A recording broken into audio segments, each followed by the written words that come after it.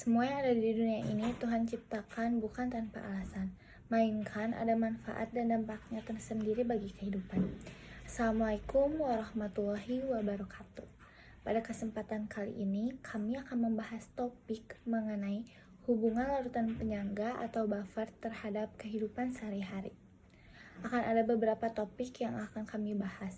Namun, sebelumnya perlu kita ketahui apa itu definisi dari larutan penyangga itu sendiri. Larutan penyangga atau bisa disebut juga buffer merupakan larutan yang dapat menyangga atau mempertahankan harga pH yang konstan terhadap pengenceran ataupun penambahan asam dan basa. Namun teman-teman, perlu kita ketahui pengenceran maupun penambahan sedikit asam dan basa terhadap larutan buffer dapat menimbulkan perubahan pH.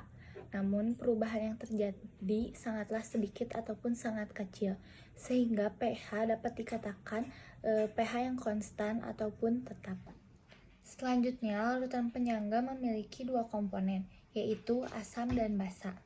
Asam ini berperan ketika ada upaya untuk menaikkan pH, sedangkan basa ini berperan ketika ada upaya untuk menurunkan harga pH.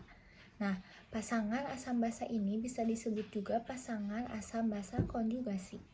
Selanjutnya, larutan penyangga memiliki beberapa sifat.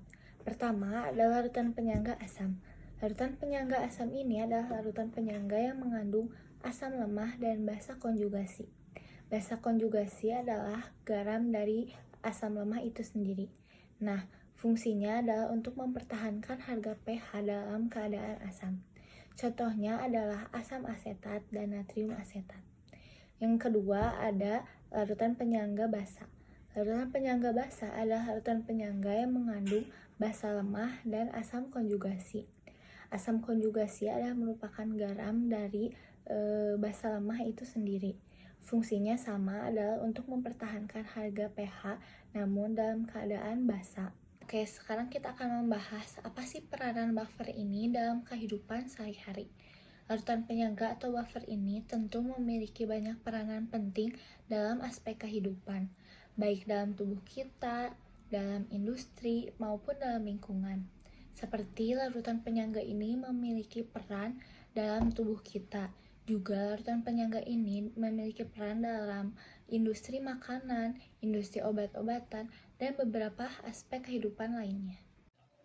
Seperti yang sudah dijelaskan oleh rekan saya sebelumnya, tentang contoh larutan penyangga dalam kehidupan sehari-hari, saya akan menjelaskan dua contoh saja. Yang pertama ada makanan dan minuman.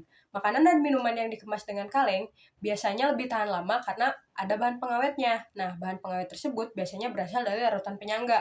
Contohnya yaitu asam sitrat dan natrium sitrat.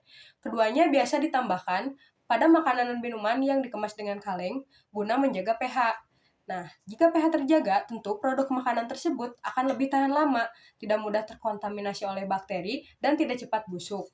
Nah, dampaknya, jika tidak ada larutan penyangga, maka makanan dan minuman tersebut akan lebih cepat busuk dan mudah terkontaminasi oleh bakteri dan jamur. Oke, untuk yang kedua ada larutan penyangga dalam darah.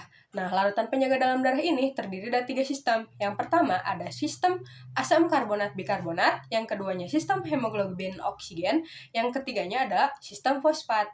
Nah, ketiga sistem tersebut berguna sebagai larutan penyangga pH utama dalam darah. Nah, kisaran pH-nya itu sekitar 7,35 sampai 7,45.